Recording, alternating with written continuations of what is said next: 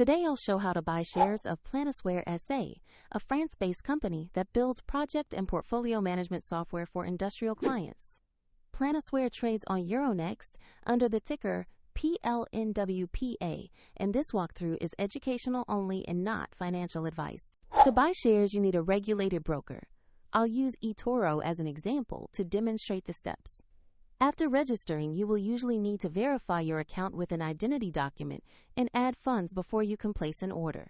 Use the platform search bar and type the ticker PLNW.PA to find the stock.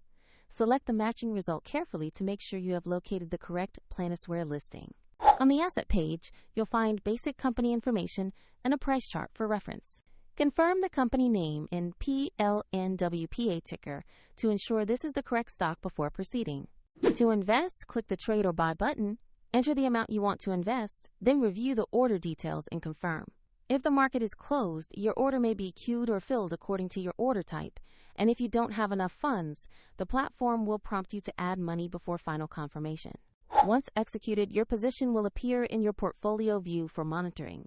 A link to eToro is included in the description if you want to follow this exact process.